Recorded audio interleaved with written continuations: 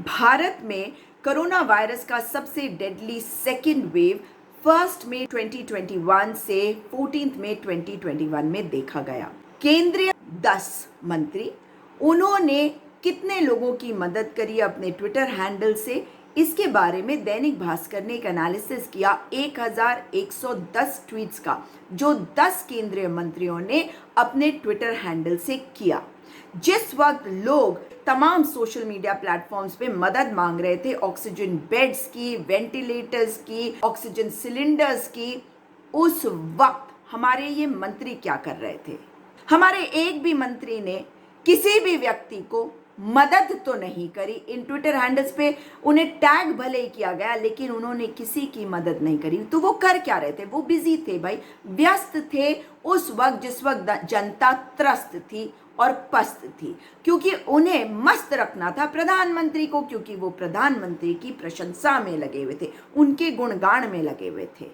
इस समय गृह मंत्री अमित शाह ने केवल एक ऐसा ट्वीट किया जिसमें उन्होंने कोरोना वायरस के बारे में बताया कि क्या तैयारियां चल रही है, और उनके ट्विटर टाइमलाइन पर कंडोलेंस मैसेजेस, इलेक्शंस के बारे में, पुण्यतिथियों के ऊपर, जयंती के ऊपर बहुत सारे ट्वीट्स आपको दिखेंगे, मगर कोरोना वायरस में लोगों की मदद करने के बारे में कुछ नहीं।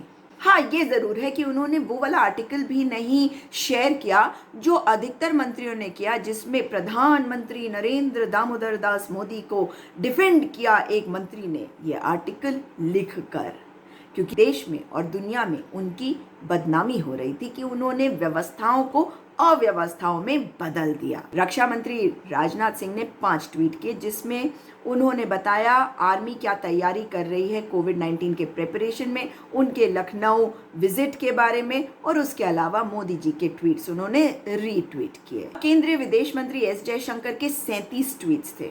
इसमें उन्होंने उन देशों के रिप्रेजेंटेटिव्स को धन्यवाद किया जिन्होंने कोविड-19 के लिए हमें सामग्री भेजी, और G7 समिट के तो अपडेट्स उन्होंने दिए। जब कुछ इंडियन डेलीगेट्स कोरोना पॉजिटिव निकल गए, तब उन्होंने ये खबर भी हमें ट्विटर के माध्यम से दिया। फिर 8 मई को उन्होंने बताया कि उनको नहीं हुआ कोरोना, जबकि वो भी कुछ कोरोना पॉजिटिव लोगों से मिले थे।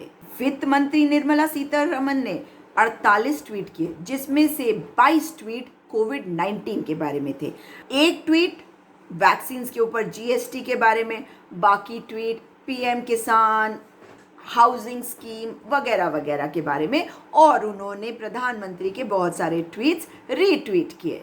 केंद्रीय स्वास्थ्य मंत्री हर्षवर्धन 247 ट्वीट, अधिकतर कितने केसेस हुए, वैक्सीन के बारे में इंफॉर्मेशन, क्या कोशिशें करी जा रही हैं सरकार द्वारा। प्रधानमंत्री मोदी, केंद्रीय सरकार, क्योंकि टारगेट में थे, अव्यवस्थाओं का दौर था, इसलिए उन्होंने उन्हें डिफेंड किया। केंद्रीय मंत्री पीयूष गोयल ने ऑक्सीजन एक्सप्रेस के बारे में ट्वीट किया। कुछ ट्वीट उन्होंने सरकार की उन कोशिशों को भी डिफेंड करते हुए किया कि किस प्रकार से उन्होंने कोविड को फैलने से रोकने की कोशिश की।